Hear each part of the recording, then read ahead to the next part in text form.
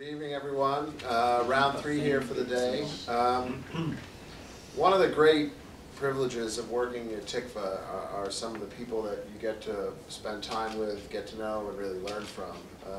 And at the very top of that list for me is Elliott Abrams, is someone that I've long admired in his intellectual work, his important role in American political life, and in the last couple of years as a teacher. So Elliott, it's just as always great to have you here and to engage in a more freewheeling conversation, reflecting on your work and career, but through this lens of Jews in power. So why don't we start where you began in politics? What got you into political life in America? Was it a person? Was it a cause? Was it a set of ambitions? How did you begin your career in American political life?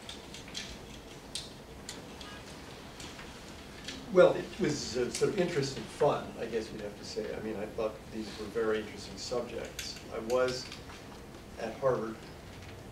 I was what you might call a Democratic hawk, the right-hand side of the Democratic Party. So in 1968, when President Johnson stepped down, there was a big fight as to who would follow him. His vice president, Hubert Humphrey, was the kind of regular candidate. And then there were people on the left, Bobby Kennedy, Eugene McCarthy. And I was not for them. I was for the harder line candidates. And I just got involved on the Harvard campus. What the step that kind of brought me to Washington was Senator Henry M. Jackson. In 1972, he did a kind of practice run for president, and I worked for him as a volunteer at Harvard, and said to him, you know, I'd be graduating, and if you're going to run for president, I want to be there. So I graduated. I mean, I worked for him in the '72 campaign in Massachusetts. He won the Massachusetts primary. You take all the credit. Mostly. But I came down, so I graduated from law school. I started practicing law. I thought it was boring. Politics was much more interesting. And there was Scoop Jackson, and I hoped he would be president. This is the Jackson, you know, of the Jackson Amendment. So the single greatest leader of among American politicians on the question of Soviet Jewry, and also as strong a supporter of Israel as anybody in American politics. Opponent of Nixon, opponent of Kissinger, opponent of Carter. Anyway, he did run, and he said he was running in '76. So in '75, I really got sort of bored practicing law, and I said, I'm ready if you are. And he said, come on down. So I started working for him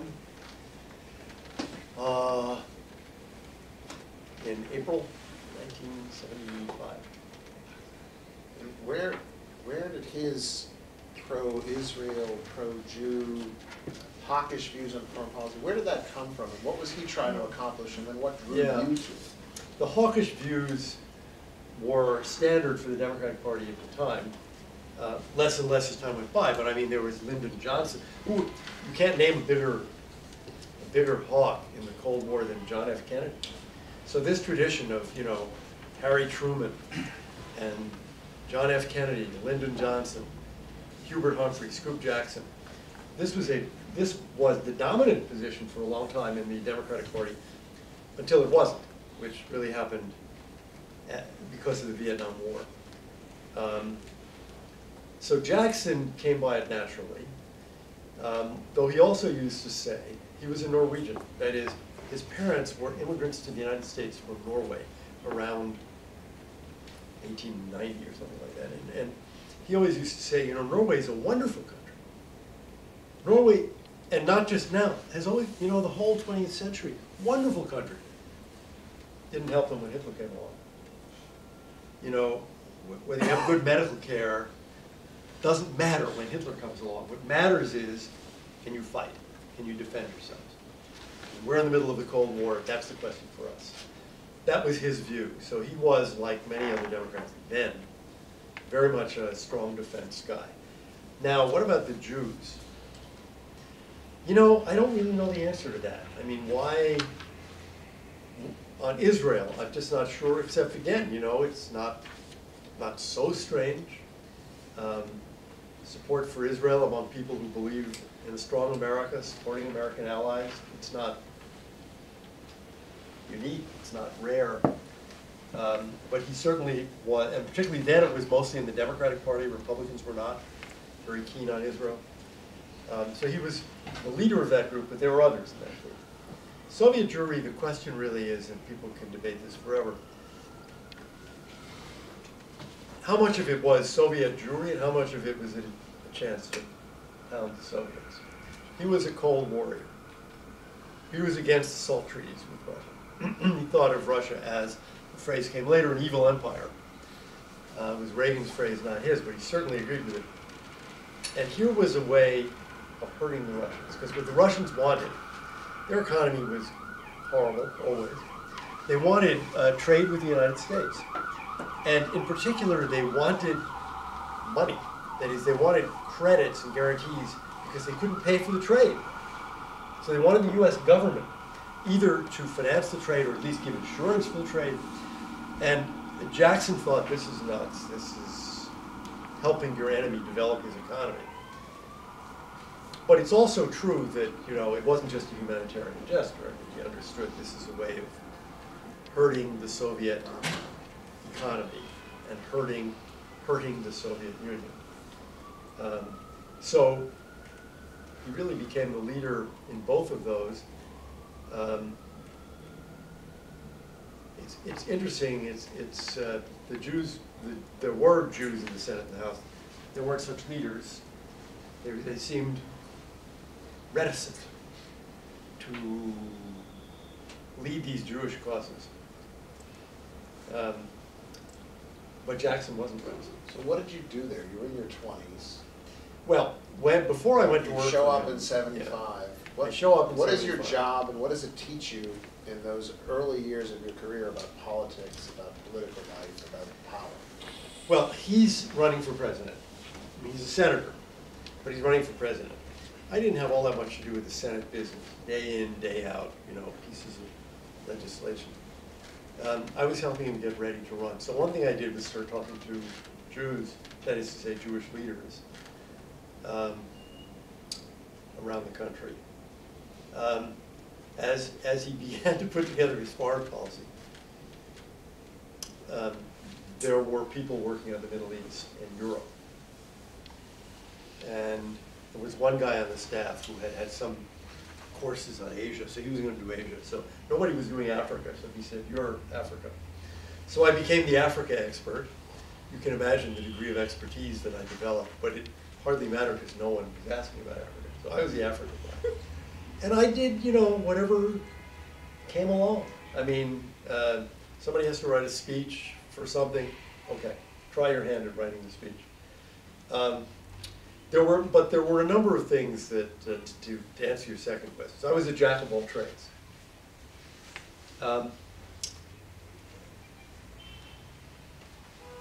What did I learn about power? One thing I learned was you can't count on the Jewish leaders. The Jewish leaders are unreliable. They are, I won't say cowards, but there's a lot of fear, there's a lot of reticence.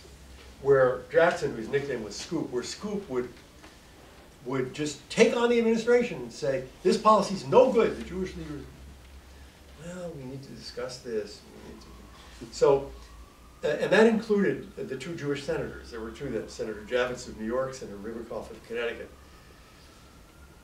Enormously frustrating because they were always trying to, they were very interested in getting good editorial coverage in the New York Times. They were very interested in having the president and Kissinger think well of them. He didn't care. Scoop didn't care. He was for what he was for. So one of the things I learned was Jewish leadership, Jewish political elected officials, Jewish appointed officials, Kissinger, and others, and leaders of Jewish organizations were a very mixed bag.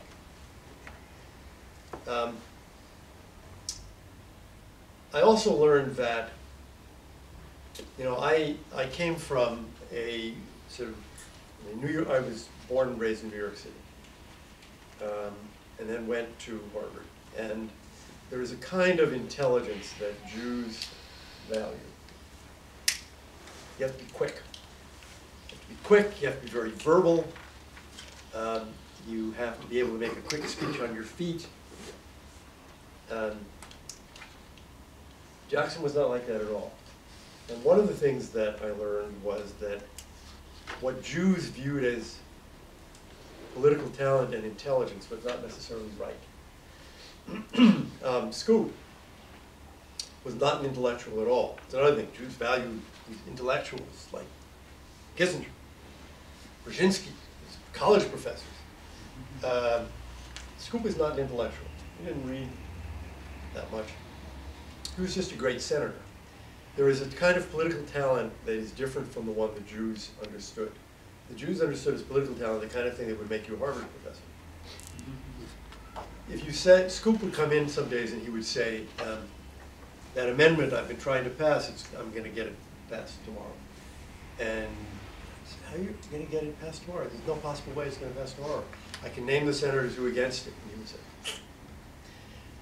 I talked to Senator, these names won't mean much to the Israelis here, but I talked to Russell Long.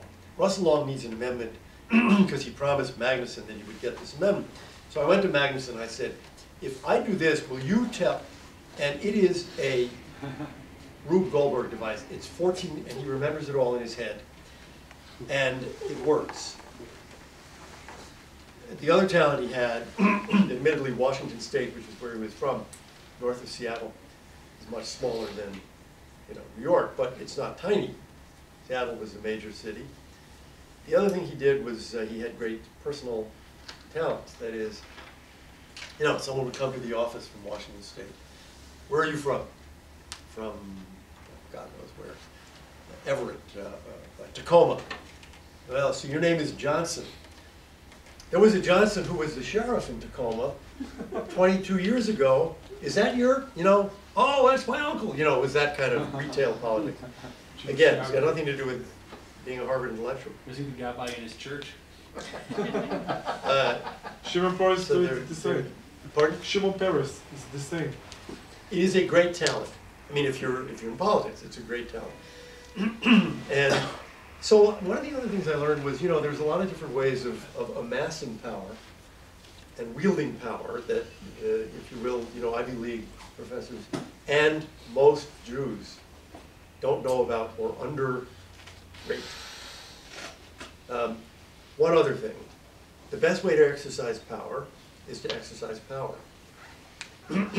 Not necessarily a tautology, but I'll tell you a story. Scoop's chief foreign policy assistant was Richard Pearl.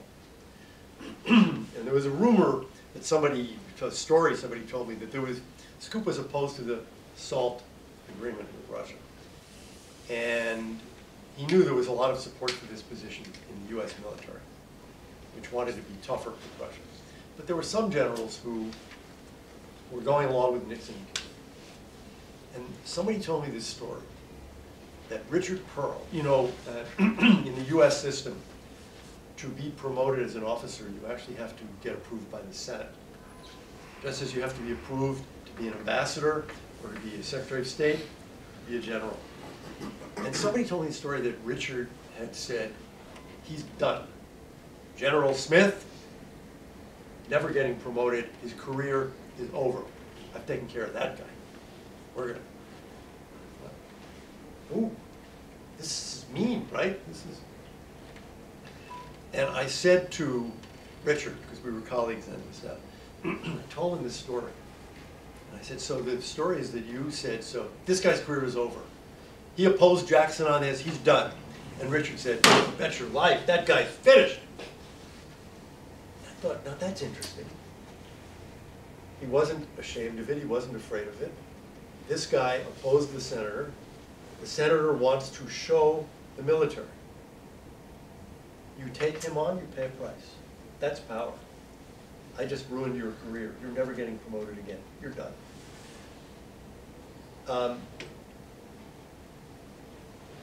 You wield power by doing things.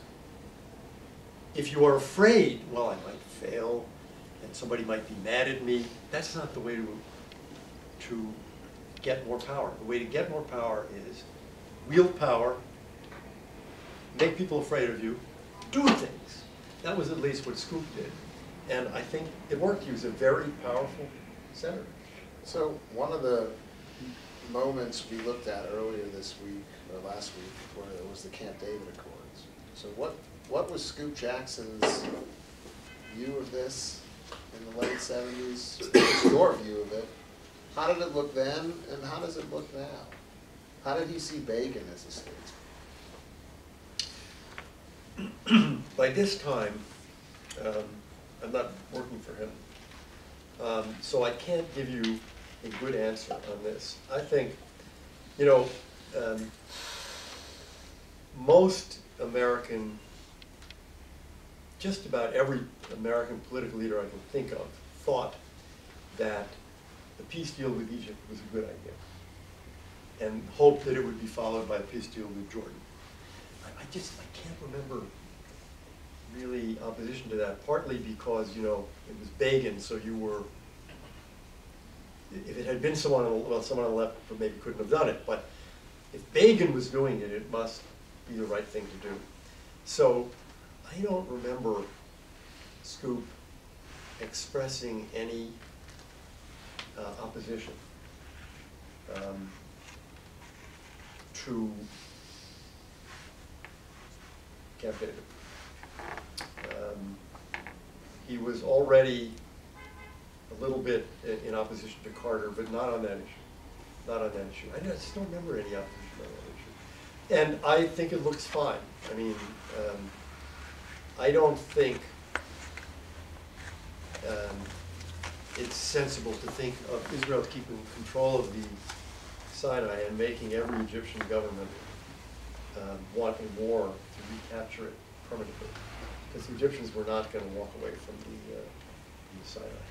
So I think, look, here we are in 2014. The security relationship between Israel and Egypt is very tight. The Egyptian army has more faith in the Israelis than in the Americans. It certainly has not led to peace at the popular level. I mean, we all know that. You know, you've seen the opinion polls. The average Egyptian hates Israel and hates Jews.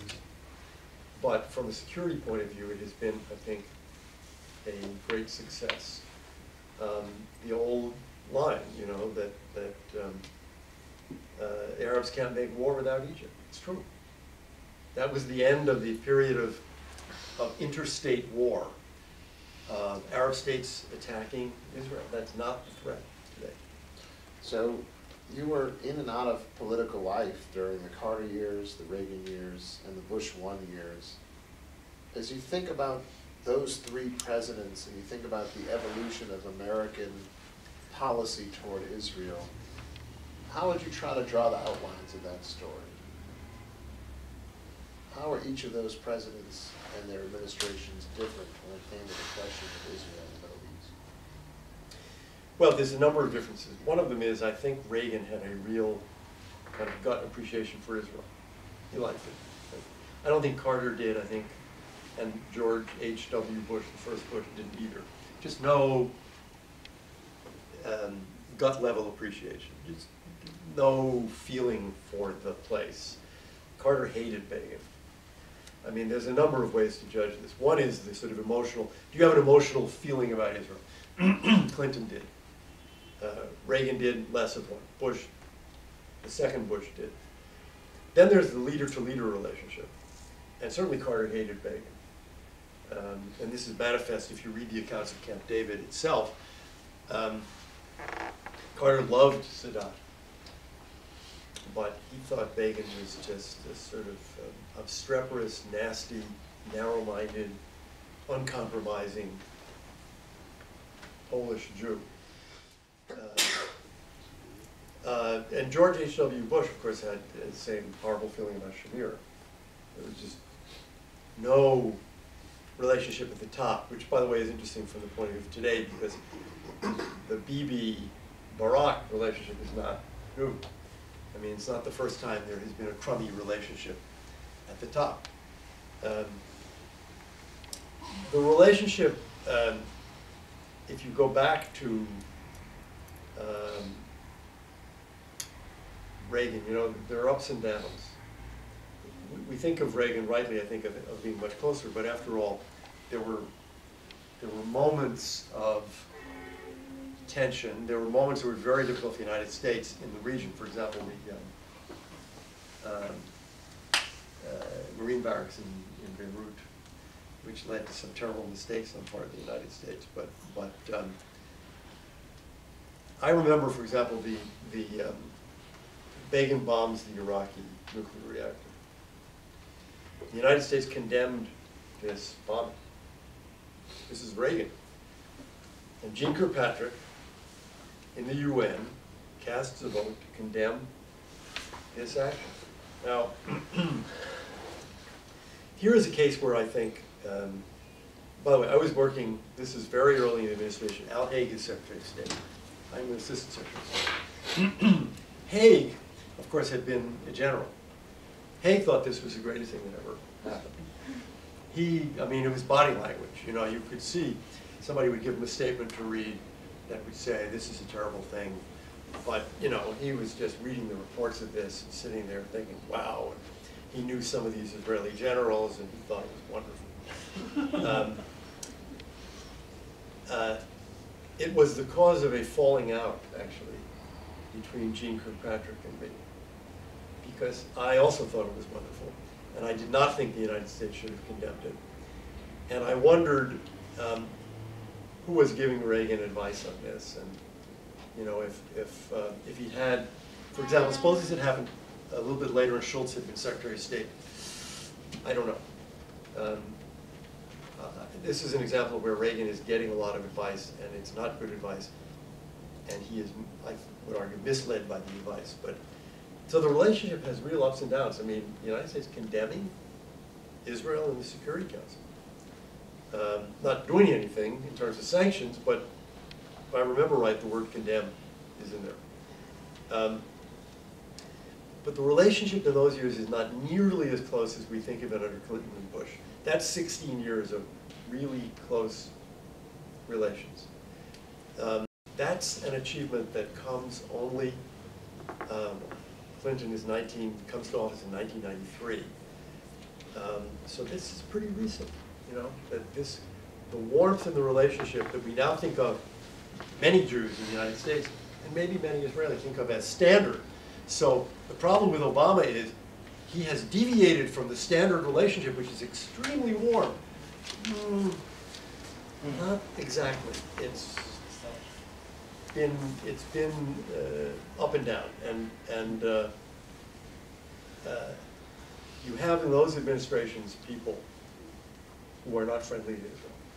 For example, Carter was not friendly. You had it certainly in the George H.W. Bush administration. You had Jim Baker, for example. But are these differences, you think, more rooted in just the personality and character of these leaders, or in fundamentally different analyses of America's interests versus Israel's interests? It's both.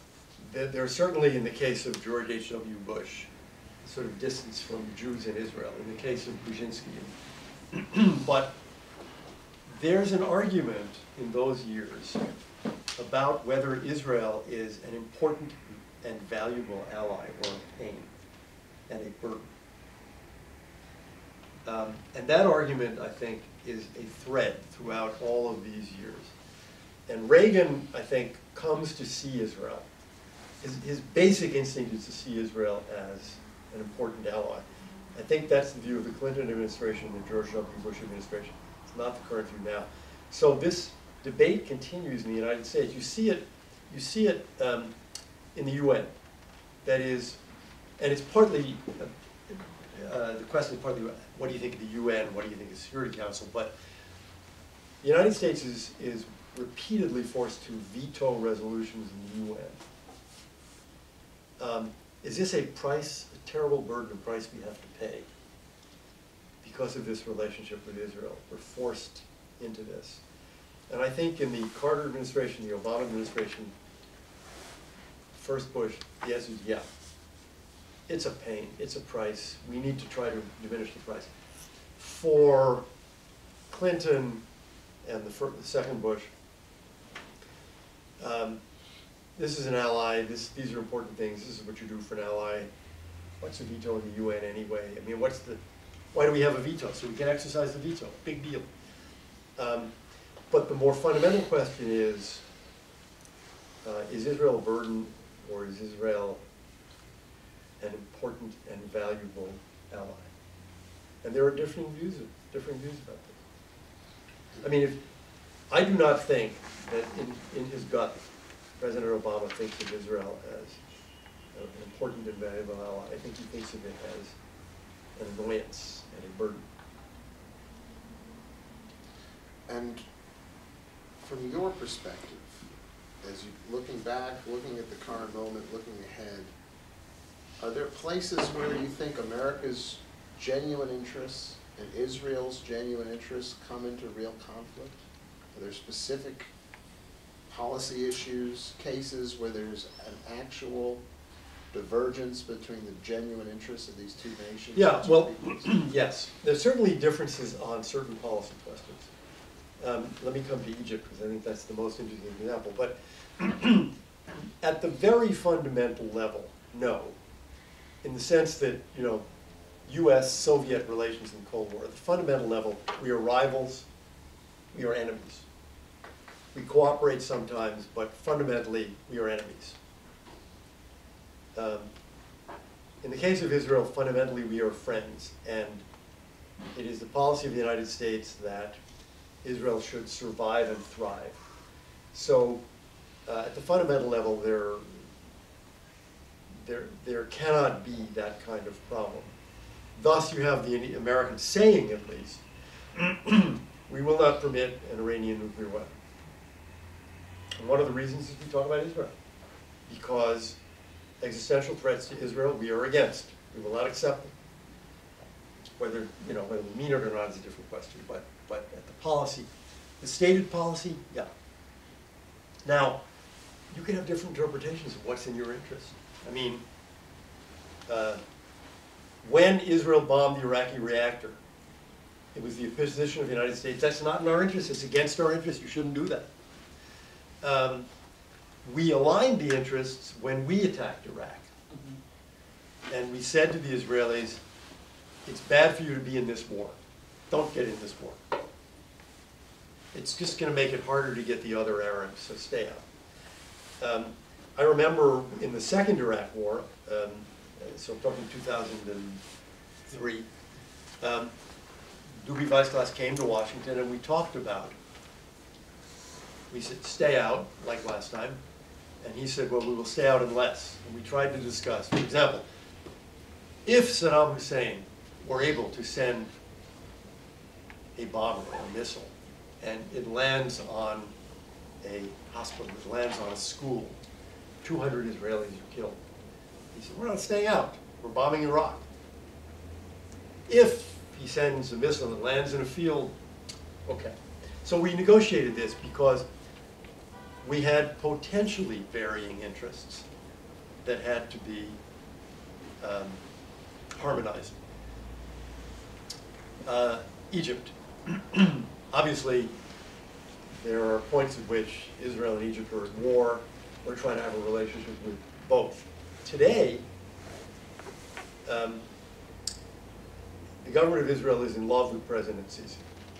In love with President Sisi. He's a top Israeli general said to me, and I quote, Sisi is a miracle. That's the Israeli view. It's not just, the Bibi's view, it's not just the IDF view, the Israeli view. A couple of exceptions, maybe one, Natan Sharansky. But I agree with Sharansky.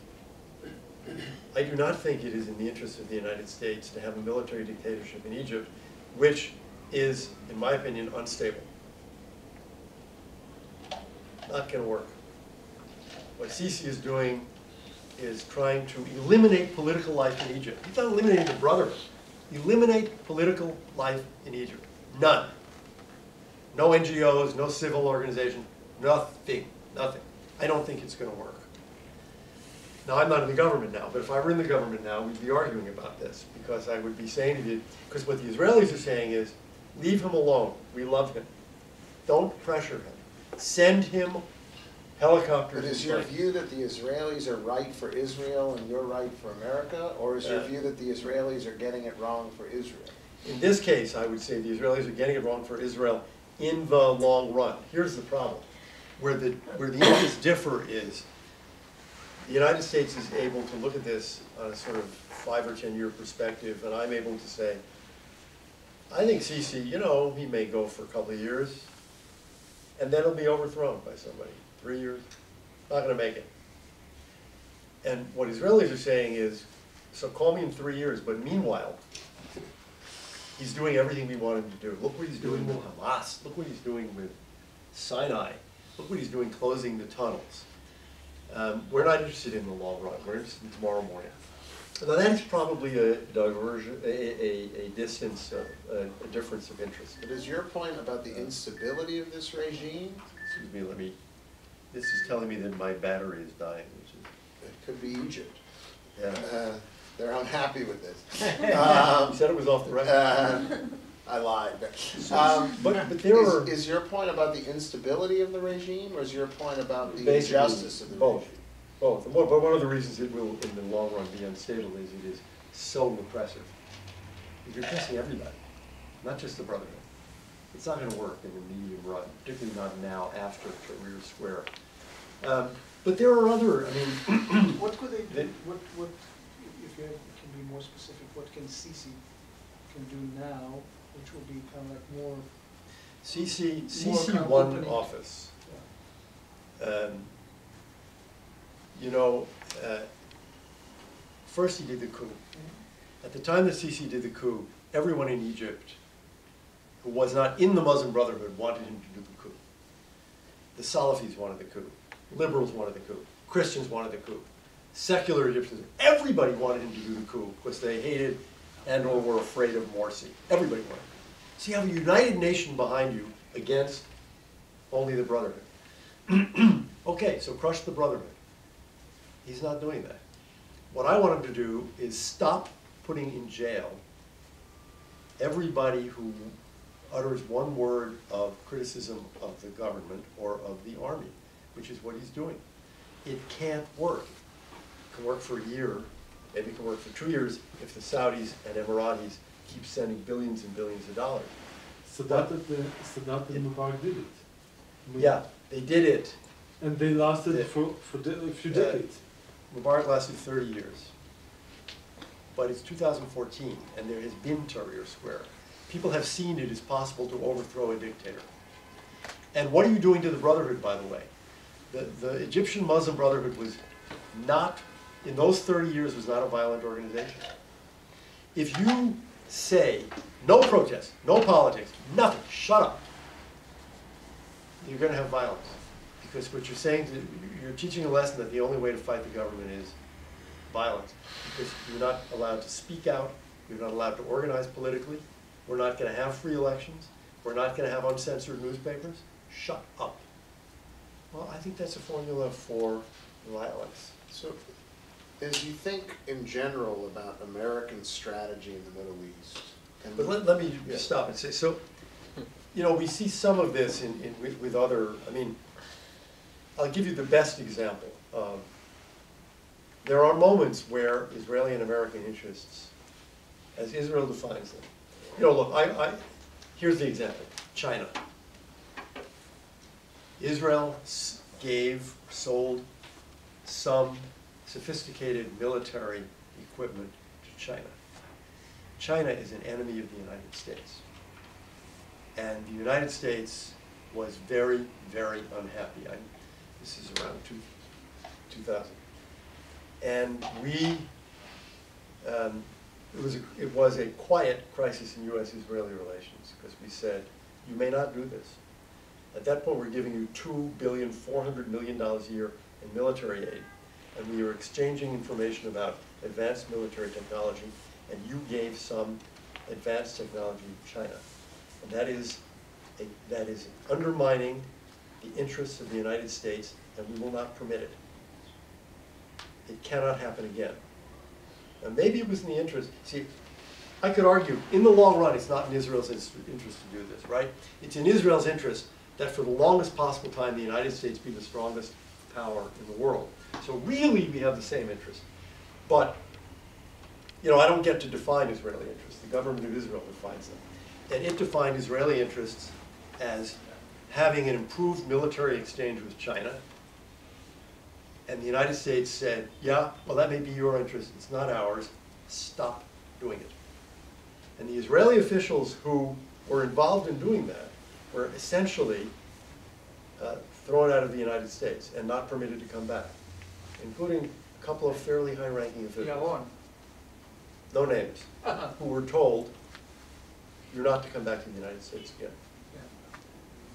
Yeah. And essentially kicked out of their positions because they weren't allowed to talk to the American government. So there's an example of a real clash of interests. So, as you think about American strategy in general in the Middle East, and think about the lessons of the Bush years and the lessons so far of the Obama years, what are the key lessons? And what are the key strategic errors that we've made and strategic possibilities that America has in managing a volatile Middle East?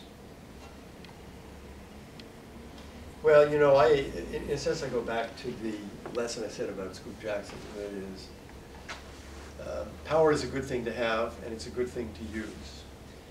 And within, you know, sort of sensible limits, using your power, you get more power. And your allies, or potential allies, like to be allied with a powerful country, not a weak country, not a country that is unwilling to act. So, I think we were essentially right to maintain, really from, you might say World War II, certainly from the moment the British give up, they leave Aden in '79, and we take over. The United States is the key power in the Middle East. So, for example, when Saddam Hussein invades Kuwait, takes Kuwait, we say, sorry, you don't get to do that. We reverse it. I think that is the right policy. That is, we should be the dominant power in the Middle East, which means we should not let Iran be the dominant power in the Middle East. And I think we're making a great mistake right now in appearing to, because I think it is the real policy, it appears to be the real policy to Arabs and Israelis, accommodating ourselves to an enormous increase in Iranian power. From the Sunni point of view and from the Israeli point of view, that's terrible, because Iran is an enemy country to them. I think it's an enemy country to us, and I do not think we should be doing that. I think we should be seeking to consolidate, again, our power in the region. And part of that means you support your allies, like Jordan, Israel, the Emirates, the Saudis to some degree here as well. The bottom line, that's the bottom line for me. It is not good for the United States or our allies in the region for us to appear to be weak or diminished. What does that mean in terms of American actions? Well, the best example of it is the mistake the president made with respect to Syria. Assad, the Arab Spring starts, there's an uprising against Assad, and we don't do anything. We do nothing. Now, the president got some good advice on this. Hillary Clinton, Secretary of State, Leon Panetta, CIA, and then Secretary of Defense, David Petraeus, head of the CIA, all say to him, we have to do something in Syria. We have to get rid of Assad. We have to build up the rebel forces. And he says no. And so we don't do anything. And the result is horrendous. I mean, first of all, from a humanitarian point of view, it's a disaster. 8 million displaced persons and refugees, 200,000 killed, and ISIS. The Islamic State comes out of the slaughter of Sunnis in Syria. What is the message to young men in Morocco and Yemen and Pakistan? Come help fight the Shia. Your brethren are being slaughtered. You must join us. So it's a disaster, the American policy in Syria over the past, 3 years? And we had many opportunities to change it. The first was, of course, in the beginning to create rebel forces and support them. The second was the bombing the president didn't do. August 2013, draws a red line, backs away from the red line. Talk to any Gulf Arab or Israeli official about this set of issues, they will mention. And then you backed away from your red line, which is, I think, a gigantic mistake that has repercussions in Iran, in China, everywhere else. So that was the second thing we should have done. If we had been starting in 2011 to create rebel forces that we had a good association with and that relied on us, and we had bombed Assad's air force and destroyed his air force, you would not have the ISIS that you have today. And you would have rebel forces, I think, that would be threatening the Assad regime and could probably beat his army and take over Syria. Remember, Syria is a 75% Sunni country. And those rebel forces would stand for what and govern how? Well, it depends on how much we, the United States, put them together, lead them, help control them. But I would say to you, the basic problem in Syria today is you have what is essentially Alawite, but essentially a Shia government. The country is about 14% Shia. There's no way that the Shia can run Syria except by killing people, because the Sunnis don't want to be run by Iran and Hezbollah and the Alawites. So what kind of government are you going to get if you put these rebel groups together? First, they don't have to kill everybody because they have a 75% majority in the country. It's a much more stable situation in that way. Second, we have, under my scenario, we have a lot of influence over these people. It is not the case, by the way, this is not Afghanistan, not the case that there are no educated Syrian political leaders. There's a generation of Syrian political leaders who went to prison, who were imprisoned by Hafez and Bashar al-Assad, who could take part in a new government just as they have been taking part in Tunisia, for example. They're there, they exist. The longer the war lasts and the less of an American role there is in it, the more radicalized they get. They're weak because we're not there. So who comes to the fore? Who's fighting Assad? John. So what were the biggest mistakes? Would it be a Jeffersonian democracy? No, but it would be better than the situation now. As you're thinking about No. American strategy in the Middle East really fundamentally changed since the early Bush years when you and others were articulating the democracy agenda? I mean, has the last decade plus fundamentally changed your strategic thinking? I'd say not fundamentally, because part of that strategy is American, I don't know what word you use, hegemony. America should be the strongest power in the region and should have an alliance network that includes Israel and the more responsible Arab governments against Iran. That has certainly not changed. On the freedom agenda, so-called, let me step back for a second. Look at the Middle East today from the Sunni point of view, not from our point of view. I had a Gulf Arab say to me, I'll clean it up, so I won't use the foul language, but say to me, We don't mind. we're on the record here, grandchildren can watch it. you Americans, when did you start bombing?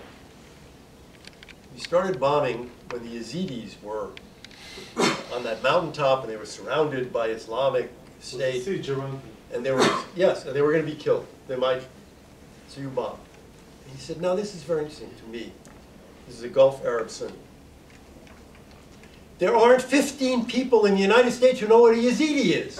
But you had to bomb to save the Yazidis. 200,000 Sunnis are killed in Syria, you do nothing.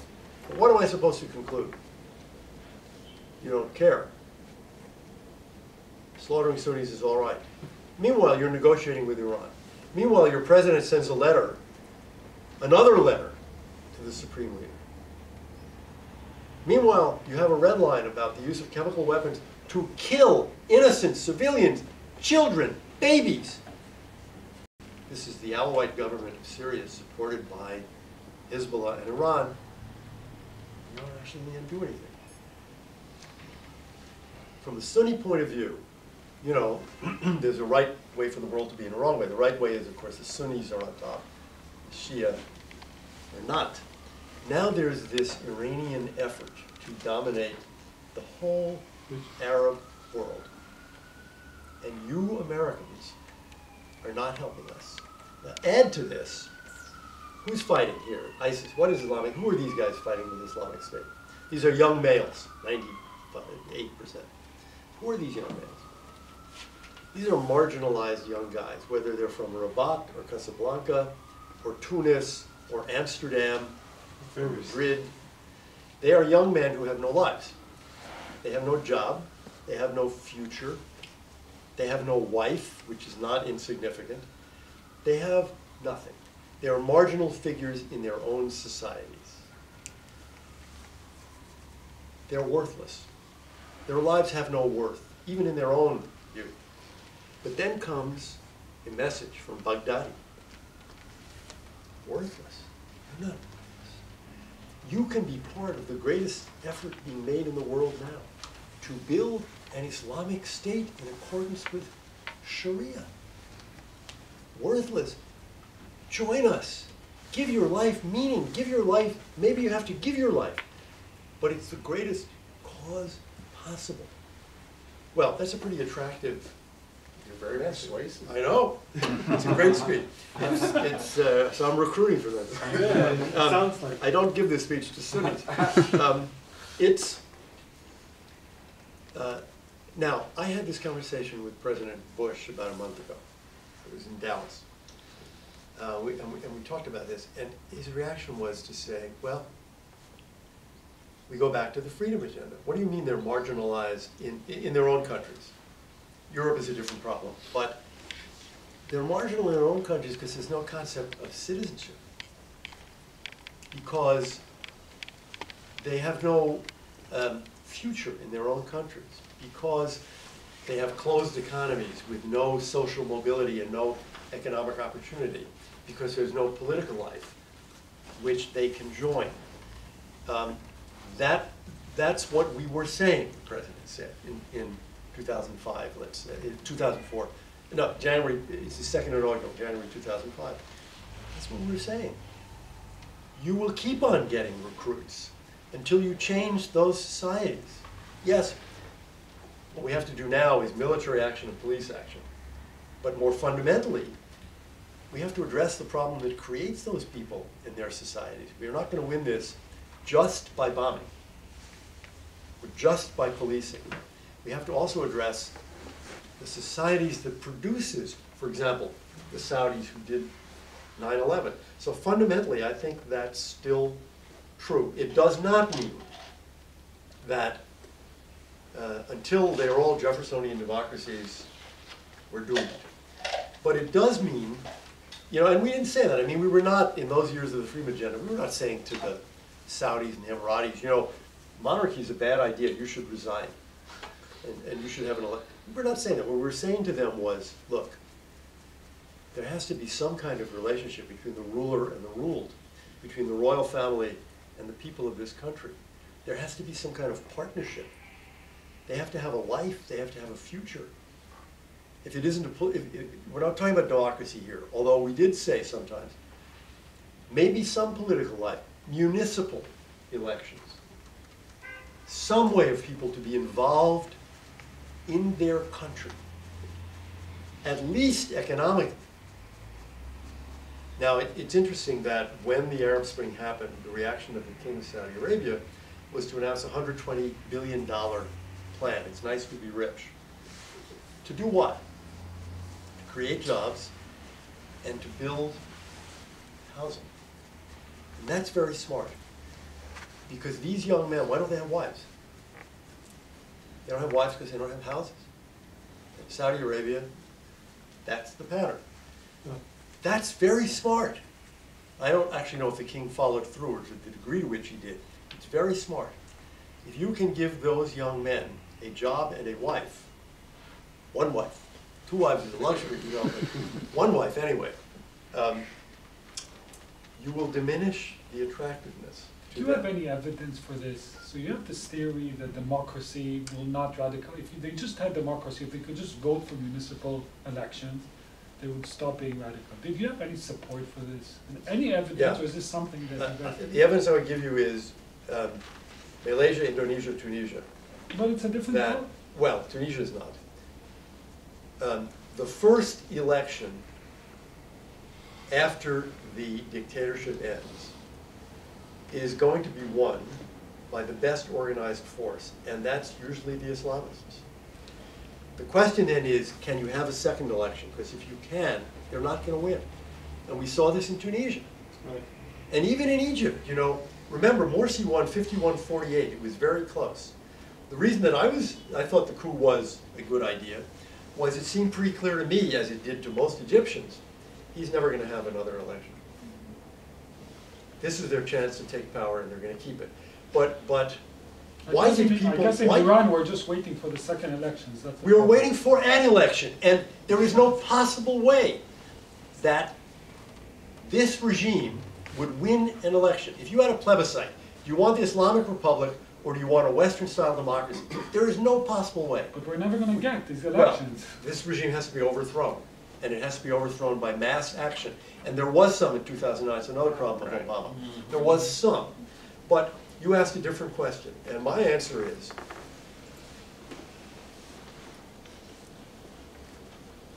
people vote Islamist in the first election, partly because there are very few alternatives and fewer organized alternatives, and the Islamists cannot deliver. And they don't deliver. And, I mean, had Morsi not tried so much to consolidate power, and had the army left him in and there had been a second election, I don't believe they would have won. Because what did he produce? He produced nothing. Certainly in economic terms, he produced nothing. We've seen that in other Muslim, admittedly not Arab, but in other Muslim countries. Why did Ennahda lose the election? They didn't produce anything. They had power, and people felt they failed. They will, I think, always fail. Because, this is a biased, non-Muslim view, Islam is not the answer. It doesn't tell you how to run, put aside democracy, it doesn't tell you how to run a decent economy. And they only realize this at the moment they have a government, Islamic government. For 40 years they think Islam is the answer. They become extremely, but then one moment there's an Islamic government, then they realize it's not working. Look at Egypt under Mubarak. Moderate, secular, liberal, democratic forces are crushed. The Brotherhood is not crushed. The Brotherhood is not crushed. On the day Mubarak fell, every Egyptian Muslim Brotherhood leader was in Cairo. They're not in exile. They're not in jail. They have 88 seats in the parliament. They would have had more in free elections. Mubarak let them have 88. That's a lot. So what Mubarak is doing is saying there are 2 choices. And he then engineers it so there are 2 choices. There's the Muslim Brotherhood and there is the National Democratic Party, his party. He doesn't permit there to be another alternative, even a moderate Islamist alternative. There were people trying to form moderate Islamist parties. He wouldn't let them form parties. So what do you think happens when now I'm not suggesting that it's going to be a stable democracy. But I am suggesting that it is not inevitable that the Islamists win elections. The kind of democracy that they would have would be one that we would not like to live in because, for one thing, Islam would be a hegemonic religion. There's no question about that. We're going to go back to the Dini idea of, tolerance, mere tolerance of non-Muslims. And the question of women and sexuality more broadly, I think, also is not going to be anything that Westerners would like or Israelis would like. Treatment, right, non-Haredi Israelis. Treatment of homosexuality, treatment of women. But I don't accept the view that the Islamists are going to keep winning elections. So the more democracy you have, the more jihadis you get. So, one more question for me, and then we'll open it up. How would you evaluate Netanyahu's statesmanship over the last few years? And what do you see as the most concrete and pressing challenges and options for the next Israeli Prime Minister, whoever that may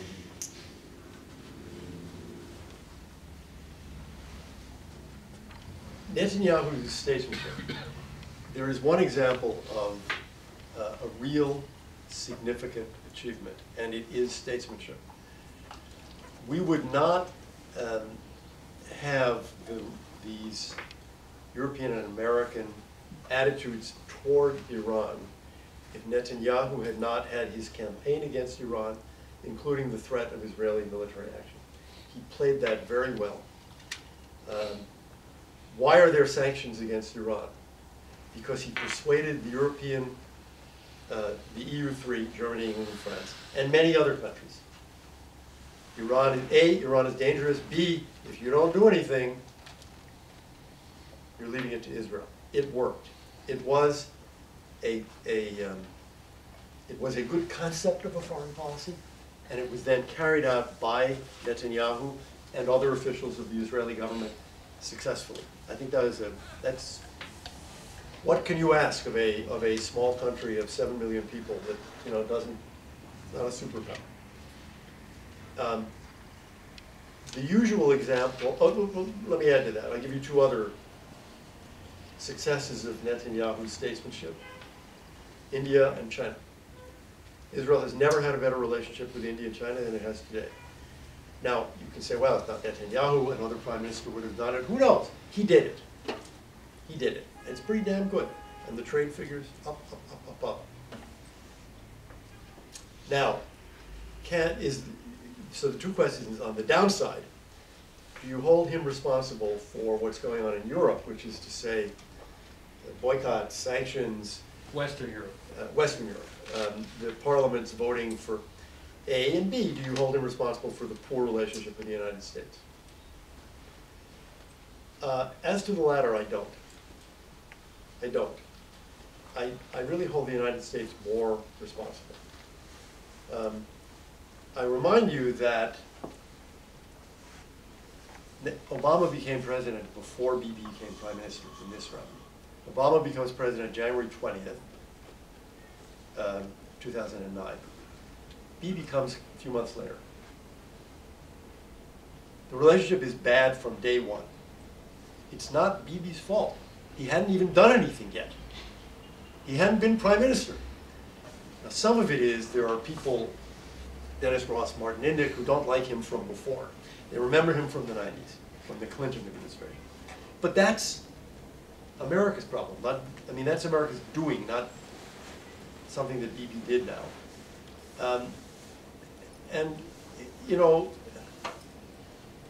What is the first thing the president does? Day 2 of his administration, January 21st, he appoints George Mitchell as our Middle East negotiator, and Mitchell immediately takes the position, no construction in settlements, by which he means Jerusalem and Ma'ale Adumim. Now, what do you think Bibi's going to do? He's going to freeze construction? New prime minister, Likud prime minister, he's going to freeze? This is nuts. And by the way, we in the Bush administration had reached a deal with Sharon about this which they threw away. We'll talk more about that later. But so I don't blame Bibi. There are things you can blame him for. There are moments you can blame him for. But I think the spiral downward comes out of Washington. And I don't, my impression there, Israelis can have a different view, and maybe I'm wrong. But it's interesting, we always said, for 30 years we said, managing the relationship with Washington is the most important thing for an Israeli prime minister, and if it's bad, he will be blamed, and he'll be punished, and and I think that, this didn't happen with Obama, because so many Israelis concluded, look, he doesn't like us, he's not supportive, it's not Bibi's fault. And then you get proof of it, or not proof, evidence of it. This amazing comment from a high White House official, chicken shit. Nobody talks that way about Iran, nobody talks that way about China, nobody talks that way about Putin, nobody talks that way about Venezuela or other hostile countries. Only this, so it's a sort of cast of mind that, it just sort of shows you what the attitude is, and again, I think suggests. But didn't it undermine the American position to say that, the threat of an Israeli strike strengthened America's hand in negotiations? Well, the much worse part of that statement from American officials was the one about Israel and Iran. That we're very lucky, you see, in 2012, we might have bombed Iran, we stopped them, and now it's too late. This is really stupid. We're in a negotiation with Iran. We need pressure on Iran. You announce that you think that pressure is removed. This is in the interest of the United States. This is a fool in the high reaches of the administration who is more interested in scoring a point against Bibi than in the negotiations with Iran. And remember, this is not an off-the-record comment. This is a background comment, which means it's on the record, but you can't name the person who said it. But you know it will be printed. I don't see how you can blame Bibi for that. Now, can you blame Bibi for the European? Well, you can blame the Israeli right wing if you want to. That is, you have a lot of Europeans who believe that there should be no construction at all. Not in small settlements and outposts beyond the security barrier, not in Gush Etzion and Ma'ale Adumim, not in Jerusalem. So that's Israeli policy, to build. If you had a different government and a different policy that it said 100% construction freeze, if that's conceivable, maybe you wouldn't have the same reaction in Europe. I don't blame Bibi personally for that. So how would you advise the next prime minister when it comes to Israeli security strategy, the concrete things that it should do or shouldn't do? Well, the next prime minister, it might be Bibi. Mm-hmm. So you won't ask for more advice. You have to rush to Jerusalem for this to happen. It's a very fluid situation. I think it's perfect. Remember, the election is not for months. Yeah. It's a long time. Once upon a time, Bibi, you could say, was elected by terrorism, right? But whoever it is at a But policy level. Well, first of all, you need to try for a fresh start with the Americans, if that's possible. Particularly if you have a new defense minister, a new foreign minister, if you have any new ministers, that can help. New prime minister can help more. Try. You need to try to restore the credibility or enhance the credibility of the Israeli military option. One of the things that I would say to, if I'm advising the new prime minister is, look, it's bad for the Americans, it's bad for the Israelis, for there to be no credible military option. Everybody has to recognize it. Even if you think, I'm never going to do it. So talk to the Americans about what can be done, what can be leaked, what maneuvers, what steps, what statements, to give the Iranians the impression that it's back on the table. I would seek some kind of understanding on settlements, which has become such a big deal. And that's the Americans. The Americans made it a central feature the way it had never really been before. Can you reach some kind of understanding Not that there'll be an agreement, but an understanding that will diminish the constant public condemnations and arguments over this. We did it with Sharon. It is probably doable with Bibi. It's certainly doable if you have a more left of center government. On the Palestinians, you know, nobody, even John Kerry, I think, no longer believes a comprehensive agreement is possible. There's a year and a half more of the Obama administration. And only a year until we really get into political mode. Now, both Clinton and Bush went almost to the last day, but you know, a year and a half is not much. I don't think even Kerry believes you could do a comprehensive agreement. So what can you do? I would sit down and say, look, my advice, sit down and say to the Americans, there's not going to be a comprehensive peace deal. There's no evidence whatsoever that Abbas wants one. But I'm here, he's there, you're there. Let's just talk about the next year and a half. How do we minimize friction and maximize whatever concrete positive steps we can take? That would be my advice. And the question, the big question for Israeli Prime Minister is not the Palestinians. Nothing's going to significantly change there. The question is Iran.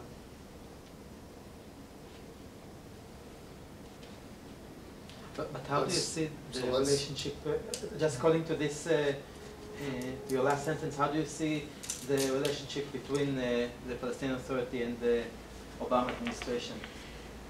Well, there's no public, not much public criticism of Abu Mazen, but people know that he said no to the president. People know that he came to the Oval Office and he never gave an answer. When I say, I've been saying this one line since the day I left the government. So this is getting on to 6 years ago. The one line is, Abu Mazen is never signing anything. And people in the Obama administration would look at me as if I was some kind of right-wing nut who hates Palestinians. When I say it now, when I say, look, you've dealt with him for 6 years, he's not signing anything. I do not find people saying, what? I find people saying, yeah, probably. So let's open it up, yes. I want to get to two issues that, small perhaps, but indicative of what you were talking about.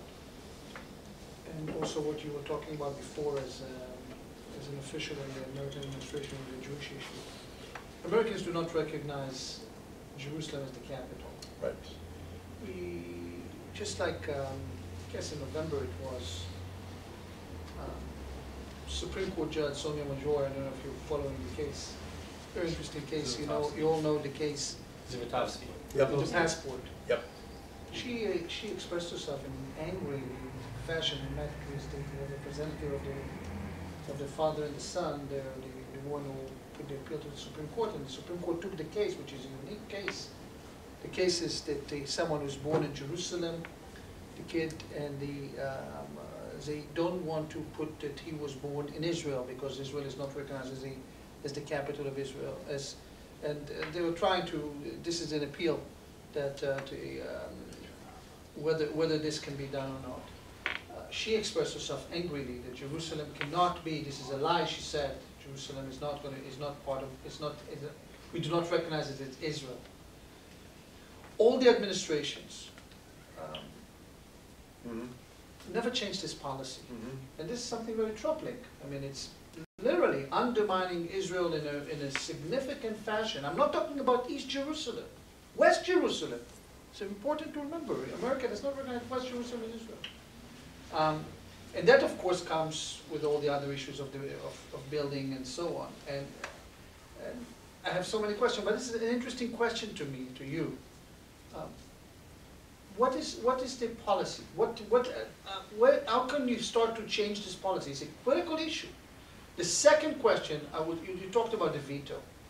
I understand, and maybe I'm wrong, that America is not going to use the veto this time. No, I don't agree. Okay. I hope I'm right. Believe me, I hope you're right.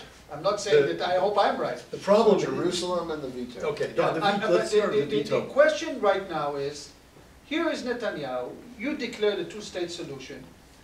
Everybody's recognizing a Palestinian state tentatively, if not de facto, so de jure.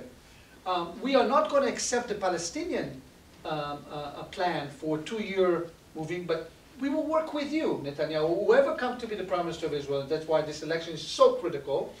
And we are not going to, we are going to build this, that we recognize the Palestinian state, we agree, you agree, Israelis agree.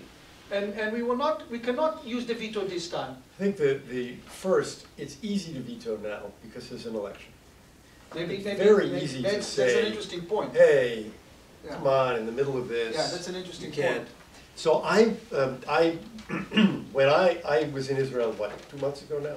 Getting on to 2 months. I saw Bibi. And the conversation we had about this was actually not so much about the American refusal to veto, but rather what price Yes. would the administration Extract, seek. yes. What's so hard for us to veto? Yeah. We can only veto if you do. 1, 2, 3, 4, 5. That was the conversation. I think the administration recognized that it must veto in the end. I think Abbas is probably smart enough to slow down now until after the Israeli election. And if Bibi is defeated, then you have to wait again because you have to see what's the new government, what are its policies, you have to talk to them. So I think there's an extension here of So do a you number think of it will months. not bring it, if the Palestinians will not bring it for vote? If they're smart, because the Americans will easily veto it this time. When is the date for the vote? In January? Well, but you could do it whenever you want. Yeah. So the pressure, it seems to me, is off on this one for a while now. One difference here I have to say is Republicans, generalization, Republicans don't like the UN, Democrats like the UN. So for us in the Bush administration, I used to say to people, any day that you can veto a resolution, veto and go home, because you're not going to do anything better that day. You have the best moment of that day. In fact, take a week off. That was our view. Vetoes were fun. The Democratic view is, oh, we're isolated. So how can we end it? Oh, it's terrible. Let's negotiate, and which is tactically, of course, bad. Because once the others, the Arabs in this case, know you really, really, really don't want to veto, your negotiating power in getting a resolution you can accept has just gone down, obviously. If they think, oh, sure, I'll veto in a second. Then when you come to negotiate, you can say, okay, put something on the table. I'm happy to veto this. If you want me not to veto, give me something really good. That, as a generalization, that's the difference between Democrats and Republicans. But now, So this is, Jerusalem. first of all, this is, can I quote you on this? On what? On the veto. I'm just asking. Sure. Yeah, because it's a very interesting observation. I haven't heard it, that this And delays. look, this think of the delays- Republican ambassadors. Yes, There have been a few who have been career diplomats, but then you've got Jean Kirkpatrick, John yes, Bolton. sure, Their attitude toward the UN is obviously quite different Yeah. from, let's say, Samantha Power. sure. Jerusalem. The line has been, look, nothing is more sensitive than Jerusalem. I remember speaking to one Arab foreign minister in one of the monarchies. And I said to him, this is 2008, so we're negotiating, right? The owner is still negotiating. And I said to him, look, on the question of the border, which is, he stopped me, he said, I'm not in the real estate business. And I said, now that's an interesting comment. And he said, whatever they agree is fine. We have only one concern here, and it's Jerusalem.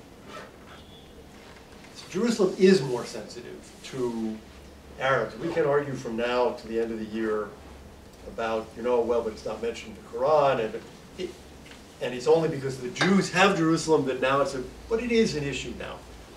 Let's face it, it is a Cairo declaration. an issue in Arab countries and Muslim countries.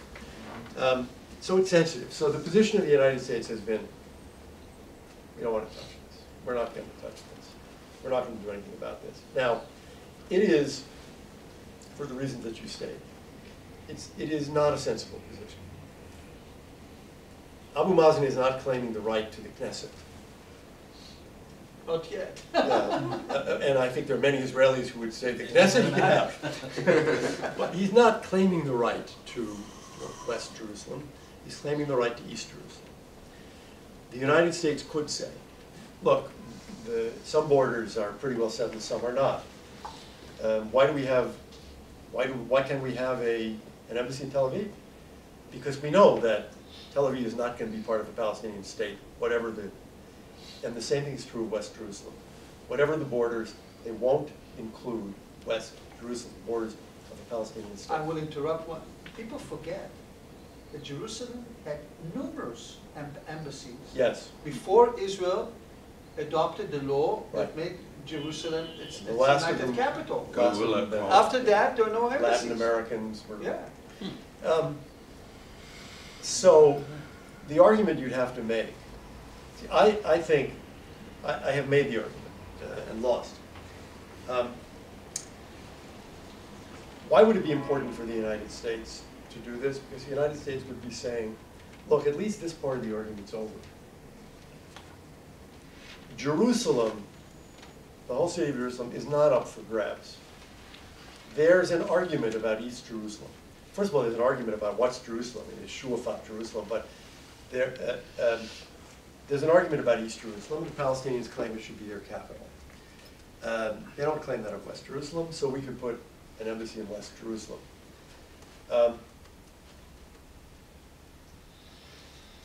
No administration has taken this view. By the way, if you go back to the campaigns, everybody promises to do it. We did in the Bush administration, we did from the day he was elected president, or actually from the day he was inaugurated, we made a list of all the campaign promises that Bush made in his campaign for president in 2000. And we kept a list over those 8 years so that we could see how are we doing. And Josh Bolten, who was chief of staff, said the only campaign promise he clearly, absolutely did not meet was to move the embassy to Jerusalem. And I think his argument would be, well, we were negotiating, we had the Arabs, we had the Palestinians, you gain something by this, but you lose something by this and get very mad at you, it looks like you're too pro-Israel. We thought in the middle of these negotiations we shouldn't do it. The Arabs certainly didn't want us to do it. We have lots of difficulties with the Arabs, then we had 9/11, then we had war. You know. So there is an argument there, but does that not clearly say something about Arab intention, though, that they have a problem with something being built in West Jerusalem? Sure, and I think you could explain it. There are other arguments that people make that, well, wait until there is a declaration of a Palestinian state. Even if its borders are not final, then you could say, okay, we're going to agree that there's a Palestinian state now, but we're also going to move our embassy to Jerusalem. There has to be some sort of balance here. Obama's clearly not going to do it. In the next campaign, everybody will also promise to do it, but you know, the world is changing. It's not inconceivable to me that it would happen. The Supreme Court decision is probably, I think, going to go for the administration. Yeah. It's just my guess. The president, the executive branch gets the right to decide this, but maybe I'll be surprised. Yeah. You mentioned the lessons that should be taken from the civil war in Syria. I wanted to ask you if you think that the U.S. should be afraid from the revenge that would come in two aspects. One aspect is the international aspect, that states like in the Gulf or in the Gulf area would say that U.S. is not someone that it's not a state that we can count on, which means that perhaps they will become more and more friend with the eastern part, and we have heard that the Cold War is beginning again. So perhaps they will find somebody else that would be an ally beside the U.S. And the other thing is, should the U.S. be afraid from a terror revenge from the Sunni who thinks this is the time to pay to the U.S.? on this second part, you know, these are terrorists. They're constantly trying to attack the U.S. I mean, they haven't succeeded, but they've come close. The attacks continue. Would we make it worse? Would we make ourselves more of a target? I don't think so. I mean, Baghdadi has said, you know, the first target is the near enemy, here. We're fighting the Shia here. After that, you know, the second enemy is the Saudi royal family. Israel and the United States come later. I don't think we change their list of priorities by fighting them, and we're doing it now, you know. But we perhaps are it will export the revolution, you know. They'll try, but we can't accept this argument, because then what we're saying is we're afraid of them. We are terrorized. So we're not going to do anything because they might attack us. They'll attack us when they get around to attacking us. Meanwhile, we should try to kill as many of them as we can. So Al-Qaeda didn't attack us because we attacked them. They attacked us because They wanted. they believed in it. They believed it was a useful thing to do. And that will be true of the Islamic State as well. I don't know that we can. There's nothing we can do that would eliminate the threat, except to kill all of them. And do you think other states will think that they cannot rely on the U.S. as the ally? The problem is there's no alternative. If you're looking at let's say Egypt, Israel, with Russia. But it's nonsense. Russian military equipment is mostly crap. They have a few good things. They don't want to buy Russian military equipment. They want to make a protest to the United States. Watch out. Don't take us for granted. We have other options. They don't want to do that. And if they do it, they'll be sorry. Because how do you integrate into the 100% American equipment they have new Russian equipment that you've got to be trained on? The Jordanians, what's their option? Saudis, Emiratis, Kuwaitis, Bahrainis. What option do they have? China? There's no China option. China can't protect them in the Persian Gulf. If the Strait of Hormuz is closed by Iran, China can't open it. Only the Americans can open it. Why are you so sure? That China can't do it? They don't have That only America can do it. Well, because then it requires the application of a large amount of air and naval power. If the Iranians close the Strait of Hormuz, we will destroy the Iranian Navy while opening the Strait of Hormuz. Which is why I don't think they'll do it, but no one else can do that. The British can't do that, the Chinese can't do that. They don't have the kind of expeditionary force that can provide, they have no bases. The Americans, of course. So the other options exist in part. For example, should Israel try to expand its trade with India, China, and the rest? Absolutely, very smart. So should we. But from a security point of view, there are no other options. For Israel. For Israel. Of course. Well, for Israel, for the Gulf Arabs, for Jordan, for Egypt, I think. Two minor questions. One, just on the follow-up on the Jerusalem issue. To what extent does the Cairo Declaration, in 1980 or 1981, where the Arab League declared any state that moves its embassy to Jerusalem will break all of us collectively, to what extent does that actually carry weight in the calculations here? People don't mention it. Maybe because they have forgotten it. Or it's a norm, or it's what? Because it's never been repealed, but it's not the implicit threat. I don't think Does it's the been United repealed. States really believe that they would follow through No. on that? Or any other I mean, that's the European thing. I mean, they're really going to... Yeah, that's one thing. The second question is just on Syria. You mentioned that Panetta and Clinton and Petraeus came to when the Syrian uprising was in its early stages that something had to be done. Right. And Obama said flat out no. Could you give us maybe more insight on what his motives were at the time? That the Iraq negotiations with Iran was a factor in his decision, or was it simply his own aversion to doing anything?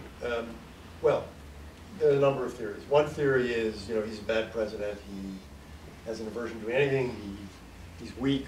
There's that line of Republican argument. A second line of argument would be, you know, he's right. That is to say, he looked at this and he thought, it's a quagmire. I was elected to get out of quagmires, not get into them. And these guys are weak, and they're not going to be easy to organize into a force. And whatever we do, Iran, Hezbollah, Assad will counter it. So that's the quagmire. Oh, sure, we could train 1,000 of them. They'll send 1,000 Quds Force guys. This is going to be, I don't care what the advisors say. This is exactly what I don't want to get into. An endless Middle Eastern war. Then we'll have 1,500 advisors, then we'll have 3,000 advisors, then we'll have 10,000 advisors. The other argument, the third argument, is Iran. That is that you remember the president makes an outreach to Iran in 2009 when he's elected. He writes a letter to the Ayatollah in 2009. He wants a rapprochement with Iran. He believes this will be one of the most significant events in world politics since 1979 to end this fantastic hostility between the US and Iran. So you're going to get into a kind of war, a proxy war with Iran. It is a proxy war with Iran. We're not in it, but it is a proxy war with Iran. He doesn't want to do that. He wants a rapprochement with Iran. I would add my own opinion. The thing is, the Ayatollah Khamenei does not want a rapprochement with the United States, which is why there has not been one. And there isn't going to be one, in my view. But I think those are the things that affect the president. So, as the daughter of another Baghdadi, I have to ask you about Iraq. Because I Real believe- Baghdadi. Huh? A real Baghdadi. Yes, my father, bless his soul. He's not from ISIL. From the city of Baghdad? Yes. He came to Israel when he was 5, but he was born there. So. What year? Hmm? What year? 51 with the Iraqi Jewish immigration. The Ezra Nehemiah. Okay. I feel that what is going on in Syria has a lot to do with actually what's going on with Iraq and the Sunni Shiite shift of power. And I wanted to ask you about the thesis of democratization and freedom of the Bush administration, because it seems like Iraq is falling apart to Kurdish, Shiite, and Sunni. And there's a question about democratization and ethnic majorities, and it seems like the thesis, these two clash. Like, if you want to consolidate a state, you have to have an ethnic majority for the democracy thesis to work. And what about the option of breaking down the size-people borders? Because it seems to be happening anyway. We know Egypt is its own entity. We know Morocco is its own entity with its own history. But Libya, Syria, parts of Syria, Iraq, maybe what are the main? It seems like the only way to reconcile the democracy thesis with the ethnic majority option in these parts. First, what we practice in the United States and what we believe in the United States, and this is true in Western Europe too, is not democracy, period, end of statement. Because democracy can be taken to mean majority rule. And that's not our system. Our system is a constitutional system of laws that constrain majority rule. Yes, majority rule, but within lots of limits. Legal and constitutional limits. I would make an argument that yes, when you have a really homogeneous state, so none of these ethnic, religious issues arise, in certain ways that's easier, in certain ways. Although you can that's Tunisia, but you can also break down along secular, religious lines, Salafis, and Ada. So it doesn't solve your problem. If you look at Egypt, for example, it's a homogeneous state except maybe 10% Christian. So now you have the problem of what are minority rights? What is citizenship? I would argue in a case like Iraq, you can make a good argument for democracy as the only way to reconcile these three groups.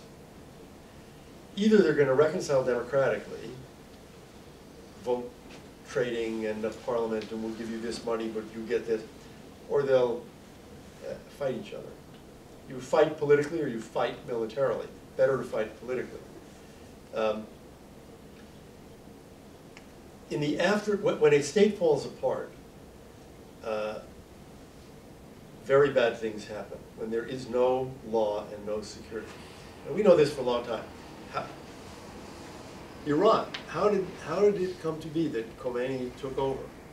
The people of Iran did not vote for Khomeini. He took over in a period of chaos. Nor did they vote for the Shah.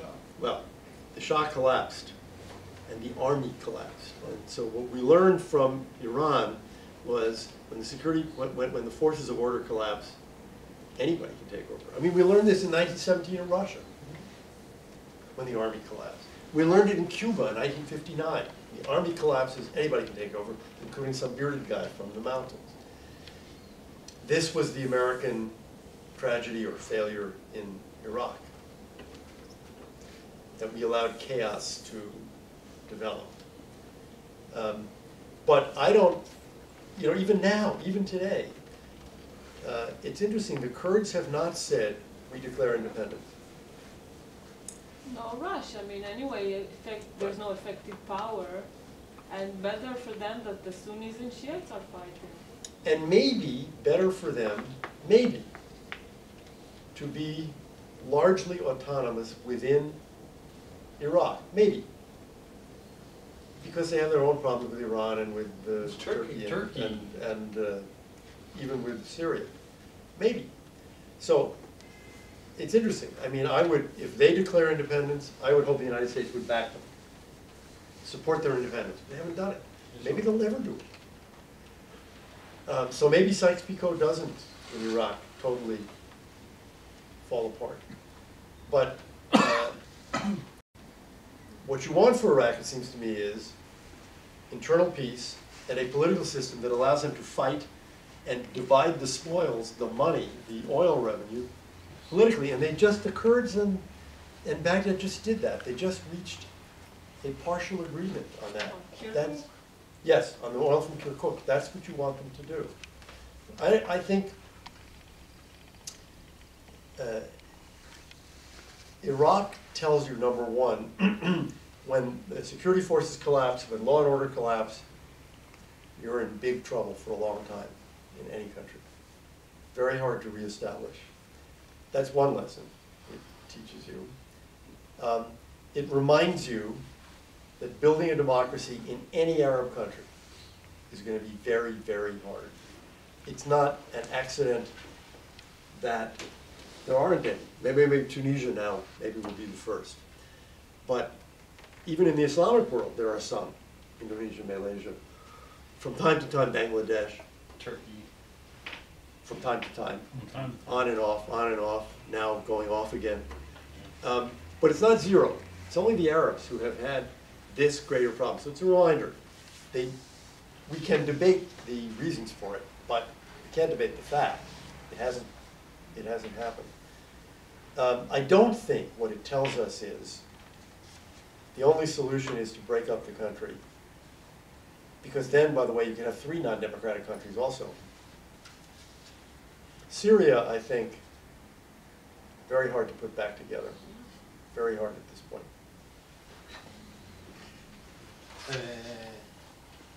Around 2 years ago, there was on the table there was an option of to Israel to prevent the Iran nuclear power, and if Israel would do some action about it, how do you think that the administration would have reacted? What would do you think that could be the conscious?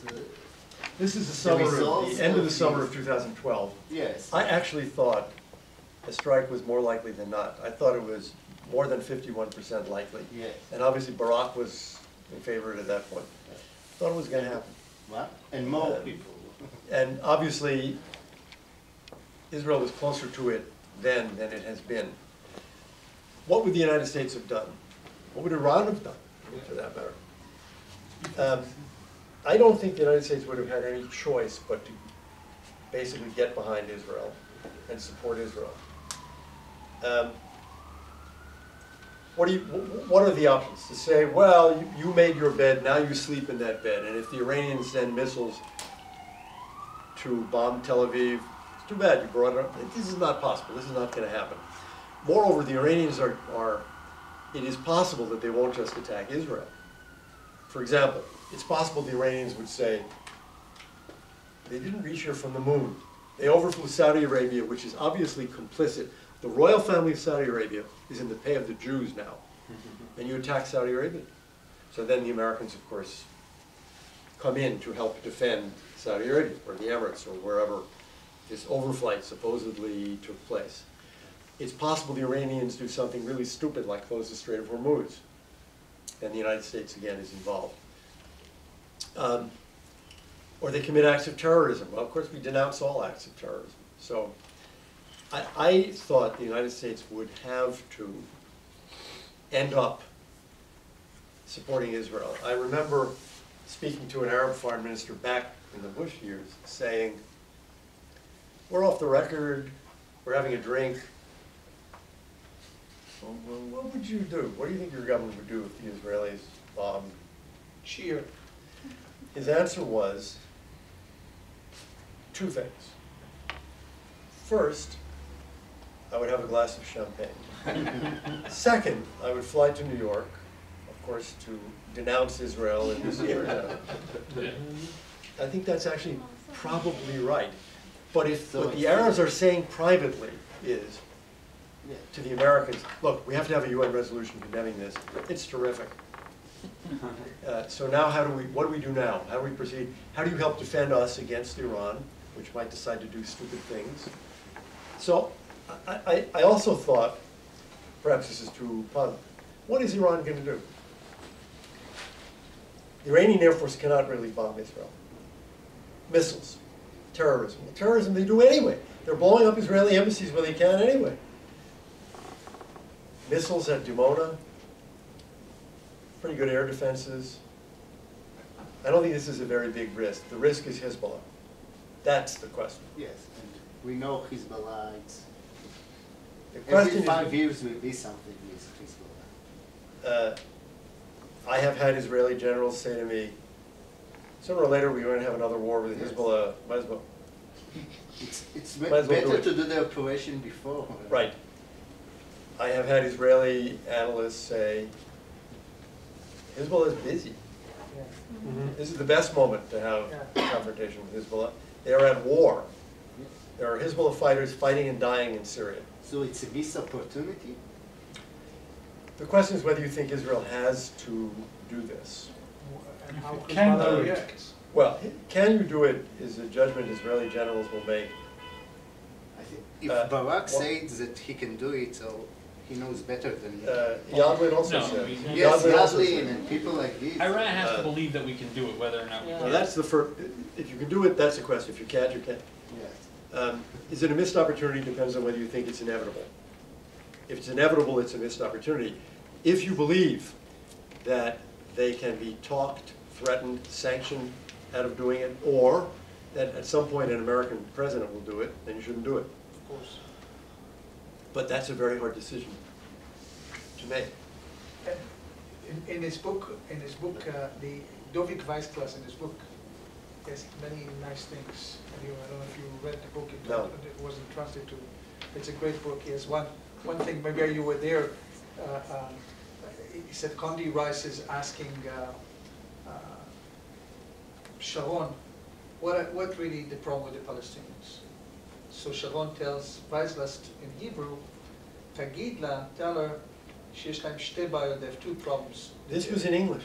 In English. This was actually, Yeah, but I tell the stories in the book. Geisler said that he translated. Tell her that they are cheaters, liars, and treacherous. it's not true. It's a better story. And But that's what he said. it's in the Okay, now book. let's see the other version. You should have used my version. Yes, it was he said.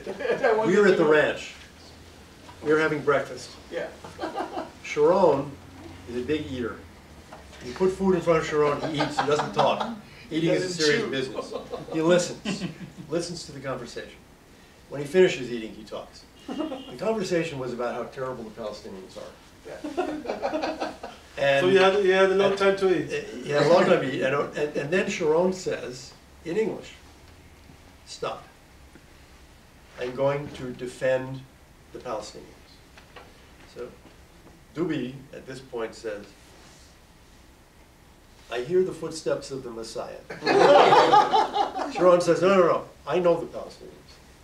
I have lived with them my whole life. I was raised with them. They are the most intelligent Arabs, and they have the best sense of humor.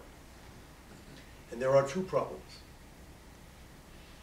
The two problems are treachery and a taste for Jewish blood. He said this in English, and there was silence around the table, and then Dubi Weissglass, silence around the table, and then Dubi Weissglass said, remember, this is the defense of the Palestinians. He writes about it, but he also said there, and that's the other one, he said something interesting that when the proposal was on the table to give Abu Mazen some of the territories, Abu Mazen came back to the Americans and said, we cannot take it, we are not ready. He never came, it was actually Olmert who made this. He never said that. In Olmert, yes. He never came back. He never came back to Olmert. No? He never came back to Olmert, partly because, you know, by the end, Olmert's Yeah.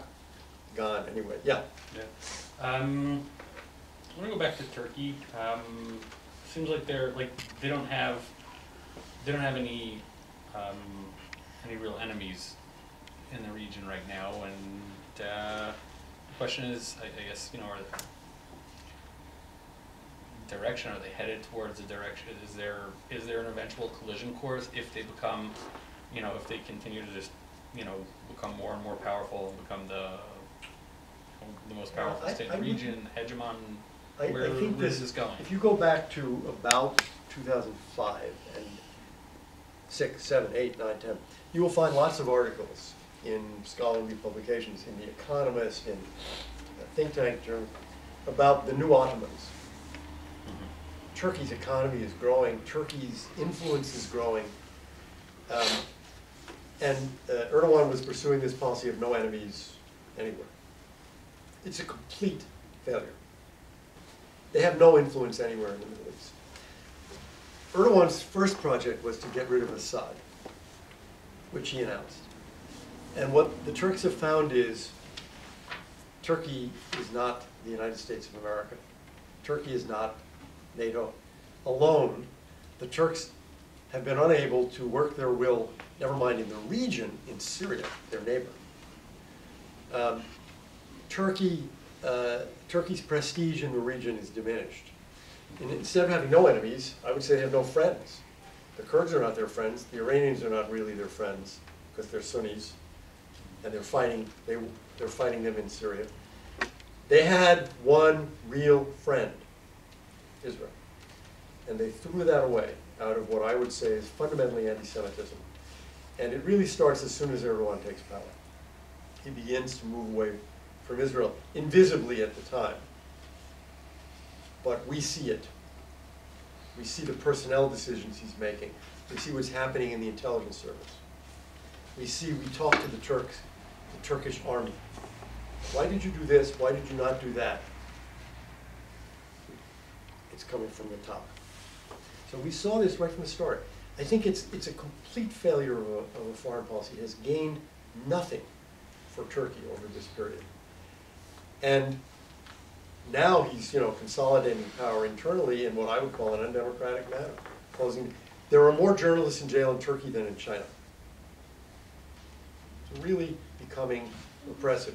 So he takes over the army, he takes over the judiciary, he takes over the press. It's a bad story internally, and I would say it's a bad story externally. So let's take two more. We were talking about the sort of bad relations between Netanyahu and Obama.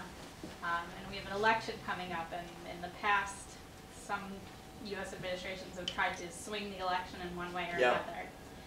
So I wanted to ask you if that's something that sort of you saw in administrations you worked for, and if you think the Obama administration will do something like that.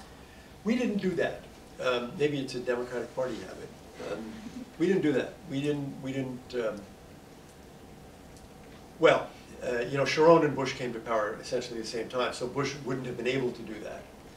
And then came Olmert, and they had a good relationship, Bush and Olmert, so there would have been no reason to. So it was totally hands off. Bush should have had a good relationship with Netanyahu, but he didn't, because there were people who didn't like Netanyahu from previous years who basically soured him without his meeting maybe. So I think that was unfortunate, but we did not try to have any impact, nor did we try to have any impact on the election, which everybody thought Tzipi would win. And I don't think that happened in the Reagan administration either. I do not recall it. It's a long time ago, and I don't recall it happening. I don't think Obama is able to do that now because of his own unpopularity in Israel. I think that at the Sabad Forum this weekend, questioned about Iran, Bougie Herzog essentially associated himself with Obama policy toward Iran, and I thought that's a mistake. It's not going to win a lot of support in Israel. What Israeli voters are going to say, well, now I'm more likely to. I don't think Obama could, I don't see what he could do that would actually, if you assume that he would like to see Netanyahu defeated, it's obvious. I don't know what he could do to really make that happen, except maybe endorse him. We'll take the last two here. Okay. Okay, actually, we had 2 questions, but not You very get different. one. So I'll ask you two and you can choose. Okay. I'll start with the easy one. What do you think about the relationship and the future relationship between Qatar, United States, and the Hamas, the black golden triangle? And the second question is more personal. You can answer both of them. If they come from you, it will be okay. How did your personal Jewish identity shaped and reshaped along the years, along your professional career, and of course dealing with these national issues? It's a hard question. Qatar is easy. The United States needs to put a lot more pressure on them. The only useful form of pressure would be to start threatening seriously to move the base. We can move all of that stuff to the UAE, the Emirates. That they would take seriously, because they need that base to defend them against Iran. And we should do that. I don't mean we should move the base tomorrow. I mean we should start like with a serious study that would give them pause for the first time to think, whoa, maybe this is serious. Maybe, could this really happen? Because their foreign policy continues to be quite harmful. They're backing the Muslim Brotherhood, basically, in all of its versions,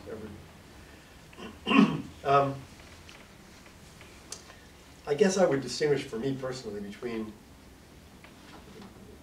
not Jewish religion, Jewish identity, let's say, Jewish ethnicity, Jewish, because the practice of Judaism, I'm not Orthodox. The practice of Judaism doesn't make it impossible for me to do many things that I would have to do in a government job. When Condi offered me this White House job, I said to her, you have to understand one thing, I'm not going to work Saturdays. I don't mind working Sundays, but I don't want to work, if there's a war, there's a war. You know, we had 2 wars, but I'm not working Saturdays as a matter of principle. And she said, that's fine. And I did miss a lot of meetings, but you know, the world didn't come to an end, my life didn't come to an end. And she didn't hesitate in saying, that's fine. I will tell you one other just brief story when I was working for Schultz in the Reagan administration. So the Secretary of State goes to New York for 2 weeks and does 1 million parties and meetings. Really, quite seriously, I would say 100 meetings. And gives parties. A party for the Africans, a party for the Asians, a party for the Europeans, and so forth. I was Assistant Secretary for Latin America. You have a party for the Latin Americans. And it is scheduled on a certain day. And I said to Schultz's chief assistant, listen, I have to say something to you. That's Rosh Hashanah. So I'm not going to be there. I am not asking for the date to be changed. You know, I don't have to be at the party. The secretary's schedule is murder. But I just wanted to know. I don't want him to look up that night and say, where the hell is Elliott? The chief assistant relays this to Schultz, who says, oh, this is impossible. Change the date. Switch it. So. Easy, right? I mean, he didn't think twice. Of course not. Ridiculous. It's Rosh Hashanah. The chief of protocol called me up and said, how dare you? How dare you change the date of the secretary's reception, his whole schedule? And I said, whoa, whoa, whoa, whoa, whoa, whoa. I didn't change any dates. You have an argument, go fight with the secretary. I told him, it's the Jewish New Year, and I won't be there. Didn't want him to be surprised. She said, well, it's the same thing. Why don't you go to your rabbi and get a dispensation? This is, by the way... She was obviously Jewish. She's obviously Arab. Catholic, obviously. She's Arab. Oh, nice. She's Arab. One of the very few Arabs in high positions. This was Selma Roosevelt, Arab woman, Christian Arab, Lebanese, who married... This is in the book also? No, this is a different administration, who married the son of one of the sons of Theodore Roosevelt. Anyway, so it was very rare to have an occasion arise where the practice of Judaism had an impact. Now, Jewishness is a different question. But you know, by the time you get to these days, there are a lot of Jews in the government. There are even a lot of Jews in the State Department. Kissinger, there's this, I think it was William Safire told the story, the Nixon administration, so this is 1969. Kissinger and William Safire are saying to each other, isn't this amazing, two Jews in the middle of all this. 1969. You know, by the time Bush comes in, 2001, so 30 years later, no Jews are saying that. There have been Jews, you know, throughout the Clinton years, including, for example, Dennis Ross and Martin Indyk, Jews handling these issues. Dennis is the negotiator. Martin is the Assistant Secretary of State for the Near East. This is a bureau that was the Arabists, right? Mm-hmm. The heart of the opposition to Israel in the State Department, run now by a Jew. So it's just not such a big deal, nor with Martin and Dennis having done this, frankly, by the time Bush is there, it's not an issue. Did you ever feel in government that your responsibilities as an American and your responsibilities as a Jew came into tension? Were there ever moments where you even asked that question? There were not. There were not. It's there are Jewish interests that, you know, there were matters that interested me more than they would interest a non-Jew, Soviet Jewry. Now, I wasn't in the executive branch at that time. I was working for Senator Jackson, Senator Moynihan. They're interested for personal reasons, political reasons. In the executive branch, I cannot recall. There are times when I disagreed with policy. For example, I thought the bombing of Osirak was great. But so did a lot of people who were not Jewish. So the answer to your question is no. No, I don't. I mean, this is a question I would like to ask Nigel Sheinwald, who was the National Security Advisor of the United Kingdom. I'd like to ask Jean-David David, who was the National Security Advisor of France. I never had that. I never had a moment where I said, oh my God, this is a real conflict. Last one, Howard. That's our last question. So I'm trying to see from this conversation whether I see some, what are your thoughts about the neocon project of exporting democracy? Is there some sort of regret about the push? Do you think it's still a good idea? Turkey was mentioned before. Of course, Erdogan has all this power because Europe and America pushed him, supported his suppression of the army. There used to be a secular army that would have had a coup any time. Islamist policies there were trying to be implemented, but it's not there anymore. And it was because the idea is that the army, we should have civilian power. Same thing as in Egypt. Yeah, well, there's a wonderful song by Edith Piaf, my favorite Edith Piaf song. Je ne regrette rien. She does it better than I could. Not really. But you know, the examples you give are good examples. Turkey.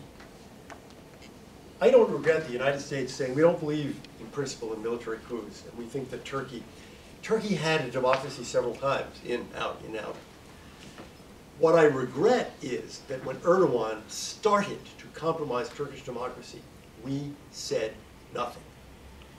He is destroying the judiciary. He is arresting journalists. But there was an organization that protected these, and the West destroyed it. There was an army. We didn't destroy anything. We said we believed Turkey should move toward democracy. And by the way, so did Europe, and it was the only possible way to achieve what Turks said they wanted, which was to get into the EU.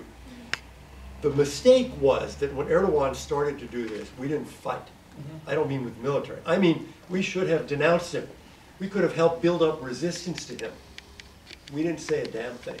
And the same thing's true, I would say, in Egypt. You know, they had a law under King Farouk in Egypt. Many Arab monarchies have this law. It is a crime to insult the king. Nasser took the same law. It's a crime to insult the president. Then Sadat took the same law, and then Mubarak. In all of the years of Farouk, Nasser, Sadat, and Mubarak, there were fewer prosecutions for this crime than in 1 year of Mohammed Morsi. And we didn't say anything. That's what I regret. If we're going to support democracy, we have to support democracy and human rights and the rule of law and independent courts. Not say, well, he won the election, so now he can do it. And it's not just Egypt. We did it. We do it everywhere. We did it in Venezuela with Chavez. We do it everywhere. If you win the election, you do it. No! We don't believe that if you win the election, you can do what you want. That's not the American system. We believe in constitutionalism. We believe in law. We believe the executive cannot do whatever it wants. You don't have a one-time plebiscite, and then you're elected king. But we have made this mistake over and over again. Father Aristide in Haiti. You win the election, we shut up. That's a huge mistake, particularly in countries where the fate of democracy is very much hanging in the balance. We need to be in there. We need to be pushing.